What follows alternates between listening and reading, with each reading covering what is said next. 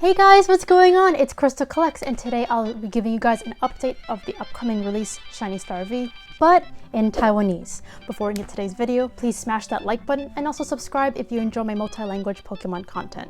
Now, many of us know that the Japanese version of Shiny Star V is set to release on November 20th, 2020. It was just announced that in Taiwan and Hong Kong, they'll be getting their own version of Shiny Star V, in Mandarin Chinese of course. So this will be set to release on November 27th, 2020. This is 1 week after the Japanese release. You guys might be wondering, will the card list be different between these languages?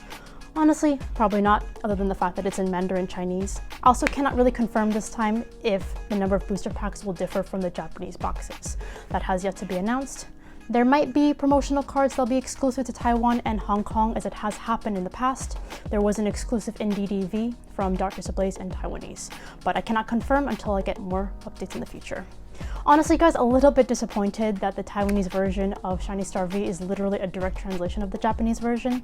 In the past, Taiwan and Hong Kong have had their own separate releases from Japan. For example, there was Darkness Ablaze and Hidden Fates in Taiwanese that had completely different card lists, completely different artwork. You can see on the screen here too, I have some of the boxes that I've opened on my channel before.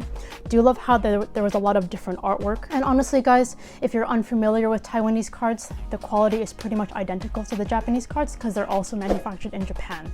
They have glossy cardstock, they are thin, and they also have silver and holographic borders depending on the rarity. Of course, I get the question oftentimes, is Shiny Star V investable, especially in Mandarin Chinese? Of course, it'll include the Pen Ho Long. This is the Chinese name of Charizard. Of course, as you guys know, the Shiny Charizard VMAX.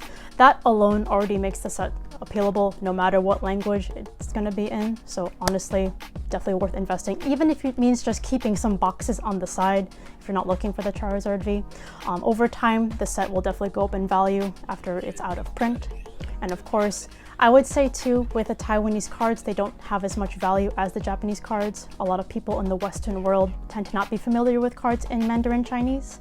And also sometimes they think it might be fake and resort usually to the Japanese versions of these cards. But for those who like collecting cards in different languages like myself, it's definitely a worthwhile collectible to have.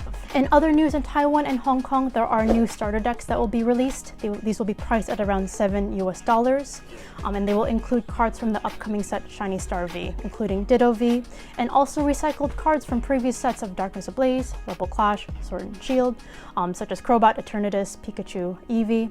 I even have some of these cards, as you can see on screen. I have pulled this from previous sets, such as Infinite Power. This is the Taiwanese version of Darkness Ablaze. Just to give you guys an idea of what these cards look like, these are also set to release on November 27th, 2020. And a lot of these cards will of course be recycled so that the set also appeals to those who play the TCG. Overall, the release of these starter decks will be one small difference between the Japanese and the Taiwanese versions.